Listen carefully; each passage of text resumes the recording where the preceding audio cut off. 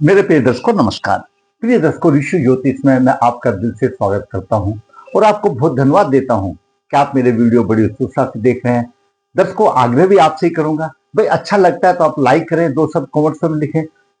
वैसे मेरी तरफ से मेरा कोई भी वीडियो हो, एक एक शब्द शास्त्रों का लिया हुआ है और उन योगों को, उन शब्दों को मैंने आप लोगों के, आपके भाइयों के, हमारे दर्शकों की कुंडली में शुभ या अशुभ प्रभाव देखा है, वो अनुभव मुझे हुआ है, वही मैं आपके सामने बताता हूं ताकि आपका सही दिशा में मार्गदर्शन हो। इसमें कोई दो राय नहीं। दर्शकों, आज हम बात करेंगे चंद्रमा, मंगल और शुक्र की युति या योग क्या प्रभाव देता है। दर्शकों, चंद्रमा हमारा मन है, हमारी भावनाएं है,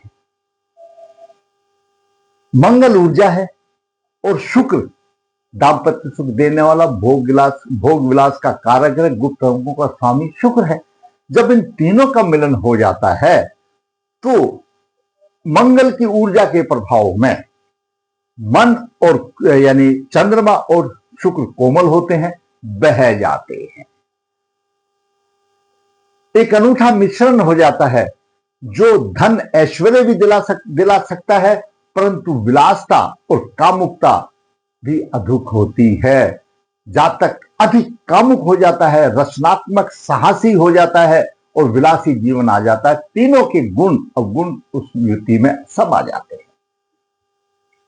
अगर ये पीड़ित हो जाएं, किसी भी भाव में पीड़ित हो जाए तो वैवाहिक जीवन तो नरक तुल्य भी बन सकता है, परेशानी आ जाती है, वैवाहिक जीवन पर नकारात्मक प्रभाव डल सकता है, इसमें कोई दो राय नहीं। इस युति के प्रभाव से कामुकता और भावनात्मक बनता है। जातक मन और ऊर्जा भोग विलास की तरफ खींच करके ले जाती है और भावनाओं बड़ी तीव्र होती हैं।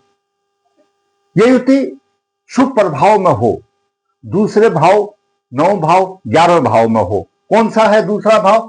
दूसरा भाव ये है, पंचम भाव ये है, 9 भाव ये, 11 भाव में। ये कुंडली के 12 भाव है, तो दूसरा भाव, पंचम भाव, 9 भाव और 11 भाव में अगर ये युति हो तो अच्छा लक्ष्मी योग भी बनता है, निर्माण होता है और अच्छी समृद्धि और धन की प्राप्ति भी करता है इन 12 भावों में। व्यक्ति रचनात्मक कार्य से निपुण हो सकता है, कला के क्षेत्र में सफलता भी मिलती है। ऐसा नहीं कि सभी जगह खराब होता है, परंतु यह युति पंचम भाव में हो, सप्तम भाव में हो, एकादश भाव में, द्वितीय भाव, द्वादश भाव में, द्वितीय भाव है, लगन में, इनमें अगर ये युति हो अमुक अमुक जगह पर और पाप प्रभाव हो तो जीवन नरक तुल्य बन जाता है, दाम्पत्य सुख में परेशानी आ जाती है और कामुकता के कारण संबंधों में परेशानी और चरित्रहीनता के दोष भी लगने की संभावना बन जाती है। ये क्योंकि सप्तम भाव दाम्पत्य सुख का भाव है, द्वितीय भाव सहवास सुख का भाव है और पंचम भाव प्रेम प्रसंग का भाव है। तीसरा भाव भी हमारे कर्म और साहस का भाव है, जहां पर भी युति परेशानी अधिक दे देती है और लगन की सीधी दृष्टि सप्तम भाव पर आती है। तो इन अमुक जगह पर अधिक खराब होती है। अगर वह कुंडली वह पाप ग्रह से पीड़ित हो तो और खराबी बढ़ जाती है, उसमें कोई दो राय नहीं। मंगल के प्रभाव से व्यक्ति निर्णय लेने में आक्रामक तो होता है, इसमें कोई दो राय नहीं है, लेकिन चंद्रमा शुक्र कोमल हैं, उस मंगल के साथ बह जाते हैं। तो मंगल तो ऊर्जा है, मैंने पहले वीडियो बताया, हर आदमी को मंगल ऊर्जा होनी चाहिए। अति सर्वत्र वर्जते, किसी भी चीज की अधिकता तो वर्जित है। अगर मंगल की ऊर्जा नहीं है और शुक्र का या सप्तमेश का योगदान नहीं है तो दाम्पत्य जीवन भी असफल हो जाता है। लेकिन ये हर चीज निर्धारित अनुपात में होनी चाहिए। ऐसा नहीं है पीड़ित हो जाएगी तो खराब बात हो जाएगी, पीड़ित नहीं होनी चाहिए। अगर पीड़ित होगा तो तीव्र प्रभावी दोष मिलते हैं, क्योंकि मंगल तो फटाफट निर्णय ले लेता है और जिधर मोड़ना चाहिए मन को मोड़ देता है, और साथ में शुक्र देव भी आ जाते हैं, और फिर बदनामी शुरू, चरित्रहीनता के ऐसे दोष भी लग सकते हैं। और ऐसा नहीं हमेशा यही रहता है, यह युति नवम भाव में हो, नवम भाव में हो, पद प्रतिष्ठा भी दिलाती है। आठवें भाव में अगर यह युति है, तीर और रहस्यमयी युति बनती है, इनका संयोजन बड़ा रहस्यमय बनता है, और जातक का जीवन कठिनाई का संकेत देता है, बड़ी परेशानी आ जाती है अष्टम भाव में। 12वें भाव में हो तो सप्तम भाव और 12वां भाव भोग का भाव है। 12वें भाव में तो भोग से भी परेशानी आएगी, तो सेवा सुख का भाव है, और खर्चे भी, ऐसे जातक इन युतियों के चक्कर में आकर के खर्चे भी अनाप शनाप कर देता है। इन सब के होने से कोई कोई युति तो ऐसा भी होता है, ऐसा भी मैंने देखा गया है, घर में इंतजार किया जाता है और बालक बाहर ऐश भी करता है, ये भी एक परेशानी देखने को मिलती है। तो अशुभ युति है, किसी भी भाव में हो, अशुभता की प्रतीक की बात जाती है। अभी जो हमारे पास जो कुंडली आई है, मैंने आज तारीख नहीं लिखा है, वही 96-97 के आसपास की है। अभी शादी के लिए ढूंढ रहे तो इसलिए मैंने तारीख नहीं लिखा है, अच्छा नहीं लगता है। अगर तारीख लिखता हूं तो स्पष्ट भाव बताने में थोड़ा सा झिझक आ जाती है, नहीं बताना चाहिए। तारीख नहीं है तो दिल खोल करके भाव बताना चाहिए, ताकि आपका मार्गदर्शन अच्छा हो। शुक्ल पक्ष 5 है, मूलाचरण 4 है, बुधवार का है। मूलाचरण 4 अपने आप में गणमूल नक्षत्र है। सिंह लगन है, 13 डिग्री 55 मिनट लेकर के है। राहु 22 मिनट 55 लेकर के। लग्नेश का स्वामी सूर्य तुला राशि में है, 18:37 लेकर बुध 1:50 लेकर के। नवम भाव में मंगल और शुक्र चंद्रमा यहां पर है। मंगल की 2 डिग्री 53 मिनट है। मंगल चतुर्थ भाव का स्वामी है और नवम भाव का भी स्वामी है, और 20 नवास में मंगल है। लगन वर्गोत्तम भी है, वर्गोत्तम आ गया, प्रतिष्ठा है, लेकिन अंश 13 डिग्री 55 मिनट है। जब 20 नवास में लगन भी आ गया, भाग्य का स्वामी चतुर्थ भाव का भी स्वामी आ गया, तो हानि आ जाएगी, हानि होगी। छठे भाव में गुरुदेव नीच राशि के बैठे हुए हैं। सप्तम भाव में केतु है, और अष्टम भाव में शनि 21 डिग्री लेकर के ग्रह की स्थिति रही। पंचम भाव में चंद्रमा मंगल शुक्र है। राहु की भी दृष्टि पंचम भाव पर है, शनि की भी पंचम भाव पर है। माना कि इसमें मंगल पीड़ित नहीं है, लेकिन भाव तो पीड़ित है। शुक्र और चंद्रमा ये सारे पीड़ित हैं राहु और उससे, तो कहीं ना कहीं अशुभ संकेत जाता है, अशुभ निर्णायक कठिनाई पर जाती है पंचम भाव में। तो पंचम भाव क्या है? पूर्व जन्म के अधूरे कर्म है, जो मरते टाइम पर भी ये कामनाएं रह गई, मेरा ये नहीं हुआ, ये नहीं हुआ। जैसे सोच विचार करेगा ऐसे ही विचार लेकर के पैदा होगा। पंचम भाव वो है। छठा भाव जो आपने शुभ अशुभ किए पूर्ण कर, उनका फल है। तो पंचम भाव आपके पूर्व जन्मों के अधूरे कर्मों का है, और जहां ये अधूरे कर्म आपकी लालसा रह गई थी, वो लेकर के आई। क्या कर्म थे वो भी मैं बता सकता हूं, लेकिन वीडियो लंबा हो जाएगा, वो तो अध्ययन वाली बात है। तो दर्शकों, पंचम भाव में पीड़ित हो गई। पंचम भाव का स्वामी गुरु नीच राशि में आ गया। हरिवंश पुराण कहते हैं कि जब देवगुरु बृहस्पति पाप ग्रह की राशि में हो, नीच राशि में हो, शत्रु की राशि में हो, तो पूर्व जन्म के अशुभ कर्मों के थ्रू प्रबल पित्त दोष आ जाता है। ये स्थिति रही। तो पंचम भाव में चंद्रमा मंगल शुक्र, राहु का प्रभाव, शनि का ही प्रभाव है। लग्ने सूर्य है, और सूर्य और राहु पुष्कर नवास में है।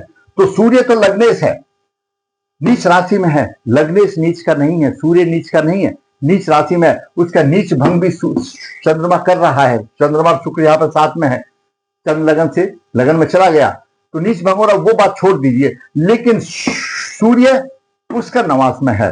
अब सूर्य प्रतिष्ठा का कारक है। पुष्कर नवास का ये सिद्धांत है ज्योतिष में, प्रतिष्ठा का कारक है, और जिस भाव का स्वामी है उसकी बढ़ोतरी करेगा। सूर्य ग्रहों का राजा है, तो अपने लगन भाव की बढ़ोतरी करेगा। बेशक 20 नवास में है, वो अलग बात है, लेकिन फिर भी कोशिश करेगा, कम होगा तो जरूर, क्योंकि सूर्य तो राजा है, सब कुछ तो उसकी दृढ़ दृष्टि में है। तो यहां पर राहु पुष्कर नवास में, राहु लगन में बैठा हुआ है। राहु भी पुष्कर नवास का मतलब है उसको बलिष्ठ मिल गया।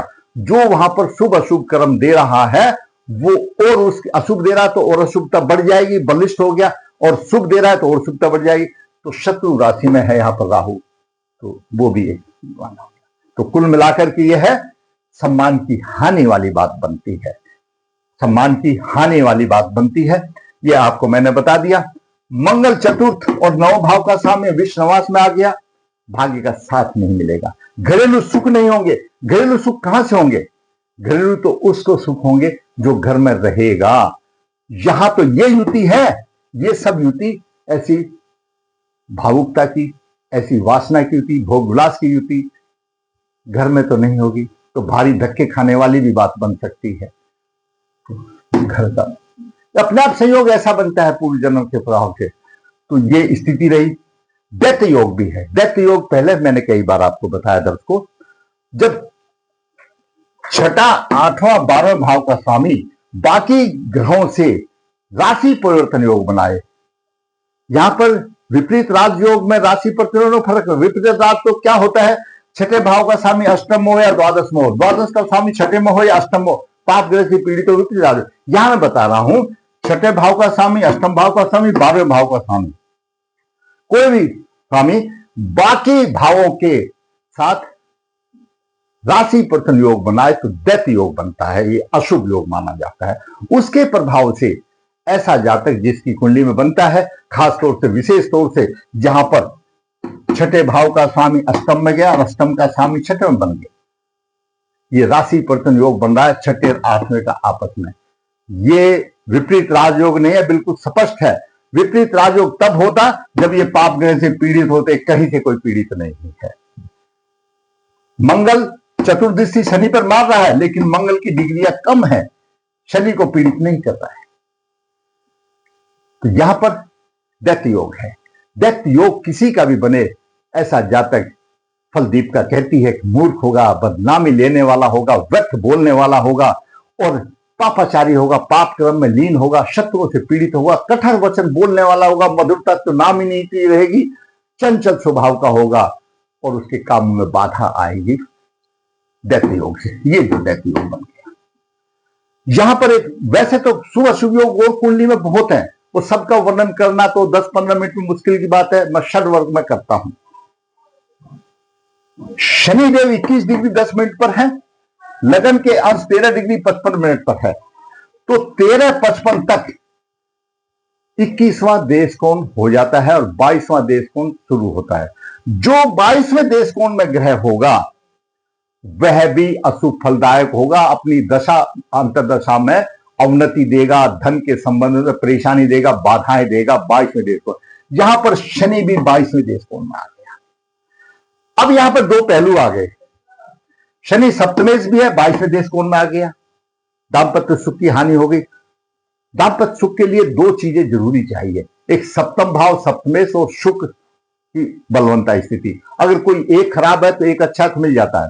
अगर शुक्र भी यहां पर खराब हो गया, अगर यहां पर किसी का आपका शुक्र या शनि आपका पुष्कर नवास में है तो उसको दाम्पत्य अच्छा मिल जाता है। यहां पर वो बात भी नहीं रही, शुक्र भी पीड़ित हो गया और सप्तम भाव का स्वामी भी 22वें देश कोण में आ गया, अष्टम भाव में आ गया। परेशानी ही परेशानी आ गई, दिक्कतें आ गई। तो ये जातक की कुंडली का रहा। अगर आपका यहां पर अष्टम भाव में है और आप जानना चाहते हैं कि वो 22वें देश कोण में है या नहीं, D3 आप देखिए। D3 अगर जो ग्रह यहां पर है, D3 देश कोण कुंडली में, वो अष्टम भाव में भी मिलेगा तो समझ लेना 22वें देश कोण में है, इसमें कोई दो राय नहीं। वो एक अशुभता का प्रतीक है। धन की हानि, सभी किस्म की हानि हो जाती है। और शनि जैसा जिसकी अंतर्दशाएं और दशाएं लंबी होती हैं और पहले वैसे ही पीड़ा कारक होता है, 7.5 आदि में, तो और पीड़ा के कारक बन जाते हैं। ये ग्रहों की स्थिति रही। कुल मिलाकर के जातक के, मैंने बुध का बताया था, बुध यहां अस्त है, लेकिन नवास कुंडली में बुध कहां पर है? बुध ये द्वादश भाव में है। सूर्य यहां पर है 1, 2, 3, 4, 5। वैसे भी 12-13 डिग्री का फर्क है। अस्त होते हुए बुध को अस्त नहीं माना जाएगा, क्यों? वो माइनॉरिटी में है, वो पूरा प्रभाव अगर 100 नहीं तो 98% जरूर देगा, समान के सोचो। मैंने आपको बीच में बताया था, बाद में बताऊंगा। तो ये ग्रह की स्थिति रही जातक की कुंडली में प्रवर्तित दोष है।